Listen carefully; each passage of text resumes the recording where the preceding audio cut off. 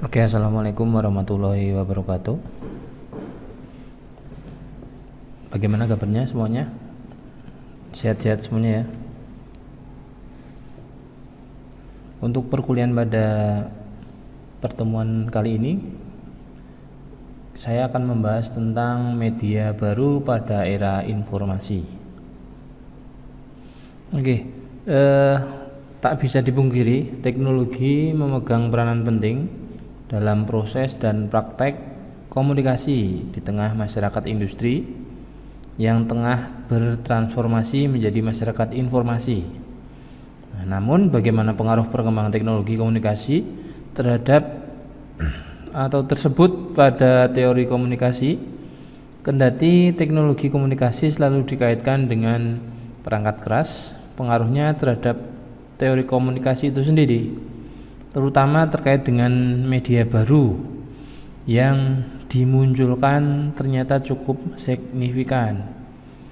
Selain membalikkan sejumlah mitos komunikasi massa, perkembangan teknologi komunikasi tak pelak lagi mengubah mode atau cara berkomunikasi dan pada gilirannya kelak diprediksi bakal mengubah peta-peta komunikasi. Untuk media baru pada era informasi ini ada 3 pokok bahasan. Yang pertama adalah new media, kemudian yang kedua adalah determinasi teknologi, kemudian yang ketiga adalah masyarakat informasi. Yang pertama, media baru. Definisi media baru atau new media adalah segala sesuatu yang dapat menyalurkan informasi dari sumber informasi kepada penerima informasi. Baru adalah suatu yang dapat menciptakan sesuatu inovasi ataupun perubahan yang dapat melahirkan sesuatu yang sangat diinginkan orang. Atau istilah lain, media baru adalah istilah yang dimasukkan untuk mencakup kemunculan digital, komputer atau jaringan teknologi informasi dan komunikasi di akhir abad ke-20. Sebagian besar teknologi yang digambarkan sebagai media baru adalah digital. Seringkali memiliki karakteristik dapat dimanipulasi, bersifat jaringan padat, interaktif, dan tidak memihak. Selanjutnya adalah pandangan media baru. Media baru merupakan perkembangan baru dari media-media yang telah digunakan manusia. Karakternya yang merupakan bentuk digital tentu memudahkan dalam bertukar informasi dan berbagai kegiatan lain. Namun dalam perkembangannya, media baru boleh memberikan nilai negatif juga. Itu dapat mengakses halaman web dan memberikan efek ketagihan bagi penggunanya. Jadi sudah seharusnya perkembangan media baru diikuti juga dengan kebijakan orang yang memanfaatkannya.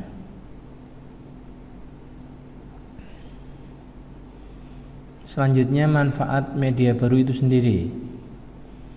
Arus informasi yang dapat dengan mudah dan cepat diakses di mana saja dan bila saja, sebagai media transaksi jual beli, sebagai media hiburan, contohnya adalah game online, jejaring sosial, streaming video, dan lain-lain.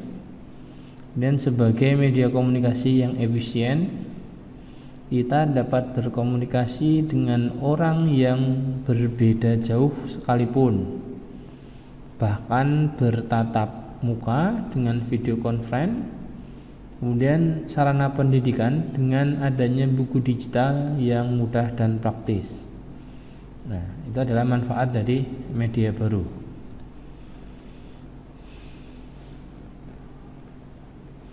Selanjutnya ada perubahan penting dari teori media. Yang pertama, lepasnya konsep media dari komunikasi massa utama pada berbagai macam media, mulai dari yang cakupannya luas hingga yang sempit. Kemudian yang kedua, konsep yang menggambarkan perhatian kita terhadap bentuk baru dari media yang digunakan ini bisa mencakup informasi individu dan kemajuan ilmu pengetahuan. Kemudian yang ketiga, penelitian dari zaman new media ini membawa teori medium dari tahun 60-an yang relatif tidak jelas ke tahun 90-an yang relatif populer dan terbarukan.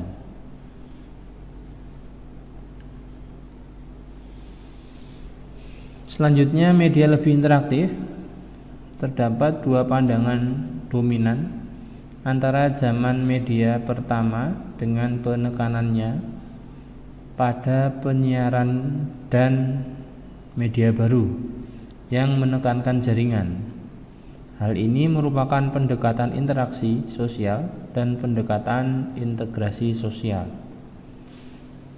Selanjutnya, pendekatan interaksi media membedakan media pada model interaksi tatap muka.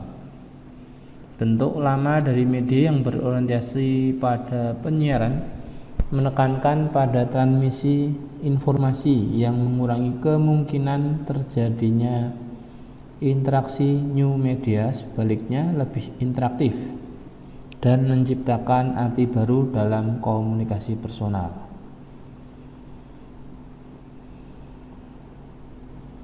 Nah, selanjutnya ada komponen media baru.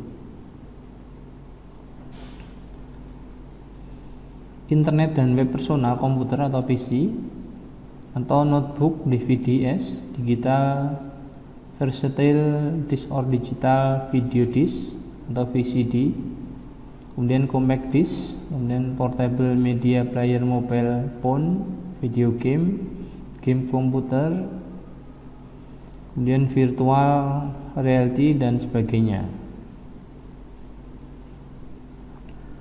Atau bisa juga handphone atau smartphone. Ini dapat dijadikan sebagai komponen new media atau media baru. Karena kenapa handphone atau smartphone? Karena dengan handphone atau smartphone kita dapat mengakses beberapa jejaring sosial, diantaranya misalnya Facebook, Twitter, email dan sebagainya. Selanjutnya internet dijadikan sebagai komponen media baru karena dengan internet kita dapat mengakses berbagai informasi dimanapun kita berada. Internet memudahkan kita untuk melakukan sebuah interaksi sosial dengan manusia sekitar. Selanjutnya ada komputer dijadikan sebagai komponen new media atau media baru karena komputer juga dapat memudahkan kita mendapatkan informasi. Selanjutnya yang kedua ada determinis teknologi. Ya. Dasar teori dari determinis teknologi atau determinasi teknologi. Nah, teori ini mengumumkan bahwa berbagai macam cara berkomunikasi yang mengalami perubahan akan membentuk keberadaan manusia itu sendiri, dan teknologi menentukan cara seorang individu berpikir dan berperilaku dalam masyarakat. Pada akhirnya teknologi akan mengarahkan manusia dalam bergerak dari satu masa teknologi ke masa teknologi lainnya. Itu adalah determinasi teknologi atau determinisme teknologi. Determinasi teknologi sendiri adalah sebuah teori yang menegaskan bahwa perubahan yang terjadi dalam perkembangan teknologi sejak zaman dahulu sampai saat ini memberikan pengaruh yang besar terhadap masyarakat. Nah, ini kita sudah melalui dan mengikuti atau kita sudah masuk dalam perubahan teknologi tersebut dari zaman dahulu yang misalnya dari komputer dari kelasnya Pentium sampai sekarang kelasnya misalnya sampai iCore 7 atau iCore 9 atau seterusnya, tentang perubahan teknologi dari zaman ke zaman. Selanjutnya dampak determinasi teknologi. Penemuan dalam teknologi komunikasi menyebabkan perubahan budaya. Perubahan di dalam jenis-jenis komunikasi akhirnya membentuk kehidupan manusia. Kita membentuk peralatan untuk berkomunikasi dan akhirnya peralatan untuk berkomunikasi yang kita gunakan membentuk atau mempengaruhi kehidupan kita sekarang. Maka dalam hal ini berarti kemajuan teknologi ternyata berpengaruh besar terhadap kehidupan kita dan bisa mengubah cara berpikir bahkan perilaku. Selanjutnya yang ketiga adalah masyarakat informasi. Masyarakat informasi, dalam masyarakat informasi dianggap sebagai milik publik, bukan milik pribadi. Kemudian informasi menurut teori ini juga dapat dijual untuk mendapatkan manfaat dan dapat dikonsumsi oleh masyarakat luas. Selanjutnya permasalahan yang muncul adalah mengenai kepemilikan informasi yang milik publik dan adanya hak kekayaan intelektual.